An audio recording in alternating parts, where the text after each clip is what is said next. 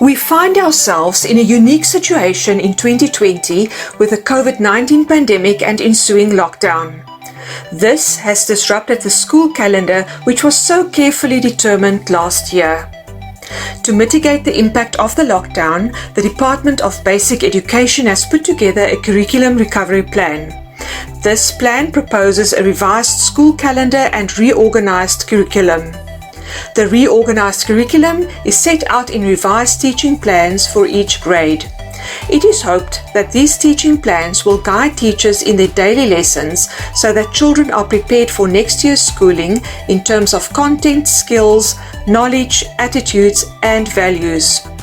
Furthermore, these teaching plans have reduced the curriculum to manageable content, have given teachers a planning tool to assist them in pacing and sequencing the curriculum content, and addresses assessment requirements to what is possible in this year.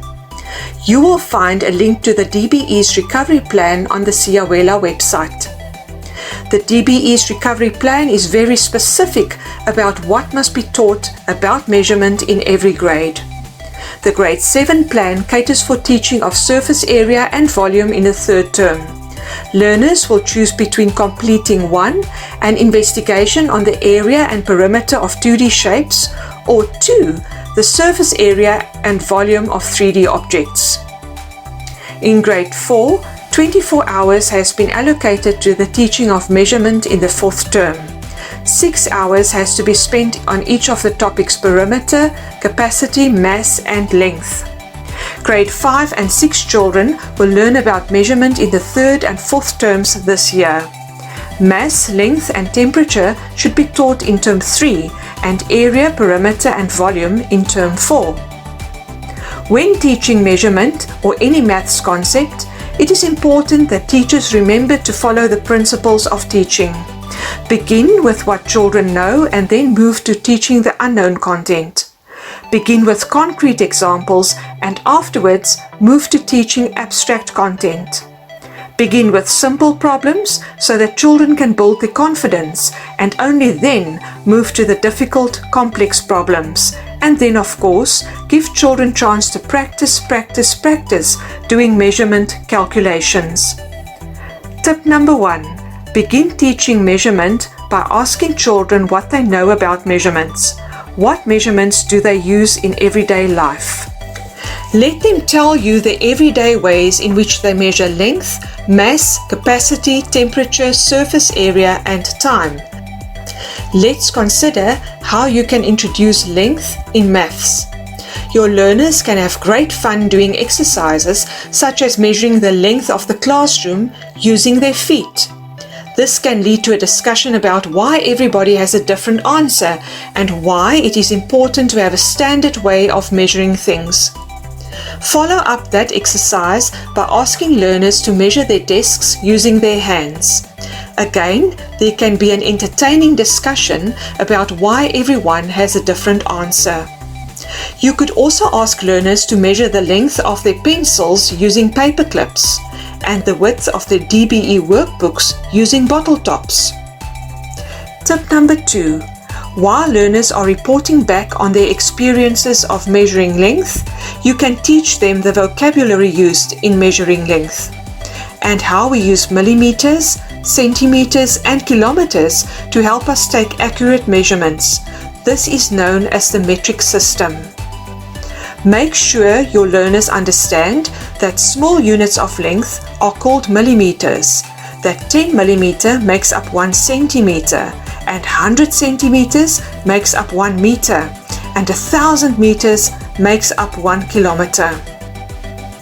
Ask your learners what unit of length should they use to measure a pencil? A centimeter, which they can do using a ruler. And what unit of length should they use to measure a person? Yes, they should use meters and a tape measure. You could also have learners explain that we use kilometers to measure the distance between towns, and that the measuring instrument for this is an odometer, like we have in motor cars.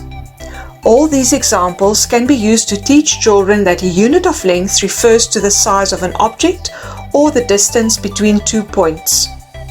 In grade 5, 6 and 7, learners also need to learn the vocabulary used when measuring area and perimeter. In this grade, they will be required to measure perimeters using rulers, find areas of shapes, and solve problems using millimeters squared and centimeters squared. Tip number 3.